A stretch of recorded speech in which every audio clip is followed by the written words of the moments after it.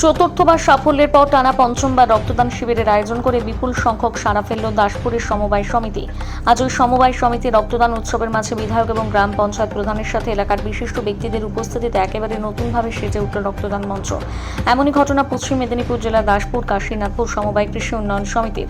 13 জন শনিবার এক বিশেষ উদ্যোগে রক্তদান শিবিরের আয়োজন ছিল বলে জানান সমবায় সমিতির সম্পাদক তথা বাম জামানার কৃষক আন্দোলনের অন্যতম মুখ কল্যাণ বেরা। তিনি কি বলেছেন শোনাবো।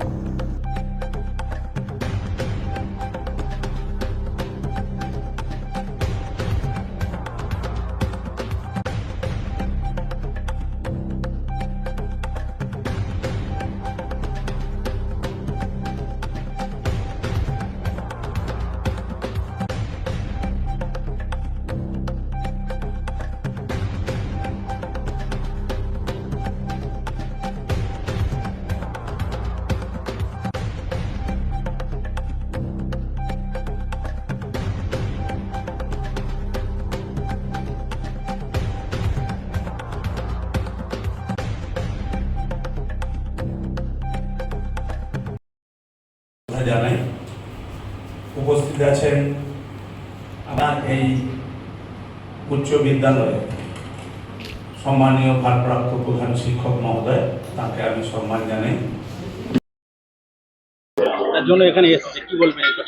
আমি খুব আনন্দিত যে আমার বিধানসভা এলাকায় প্রায় দিনই কোনো না কোনো প্রতিষ্ঠান এখানে রক্তদান করে। আজকে কাশীনাথপুর সমবায় সমিতির পক্ষ থেকে রক্তদান শিবির হচ্ছে।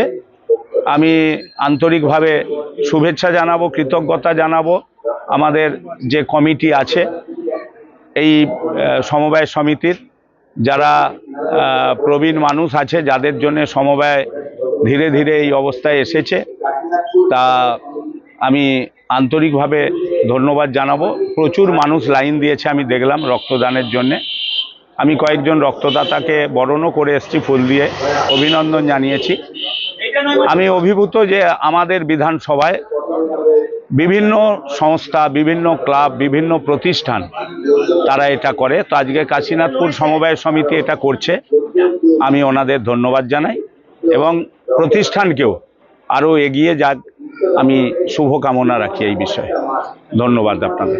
আমরা উপলব্ধি করেছি যে এই সময়টা হচ্ছে সবচেয়ে ঋতুকালের মধ্যে 6টা ঋতুর মধ্যে সবচেয়ে কঠিন সময়, কিন্তু অসুখ বিসুখ হওয়া তো আর এই সময়টা আটকায় না।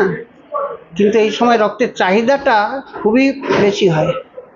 আমরা বিশেষজ্ঞদের সঙ্গে আলোচনা করে যেটা দেখেছি যে এই সময় রক্তের ক্রাইসিসটা হয়, সেই ক্রাইসিসটা মেটানোটা খুব অসম্ভব হয়ে পড়ে। রক্তের যোগানটা দেওয়ার ক্ষেত্রে হিমশিম খেতে হয় বিভাগীয় কর্তৃপক্ষকে। আমরা উপলব্ধি করলাম সাধারণ সময় নয়, এটাই হচ্ছে বিশেষ সময় এবং উপযুক্ত সময়। এখানে 200 জন রক্ত দেওয়ার থেকে যদি 50 জনও দেয় সেটা অনেকটা কাজে লাগবে।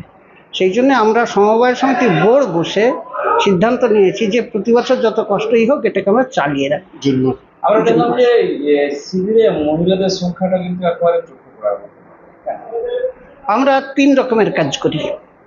একটা হচ্ছে বাড়ি বাড়ি যোগাযোগ, আরেকটা হচ্ছে পাড়া বৈঠক, আরেকটা হচ্ছে মহিলাদের সঙ্গে স্পেশাল যোগাযোগ করি। তাদেরকে আমরা উদ্বুদ্ধ করতে চাই, মহিলারা বেশি রক্তহীনতায় ভোগে, মহিলাদেরকে সন্তান জন্ম দিতে হয়, সেই সময় যদি রক্তের দরকার হয় তাহলে তোমরা মেয়েরা যারা সুস্থ তারা না এগিয়ে এলে পরে সমাজ এগোবে না।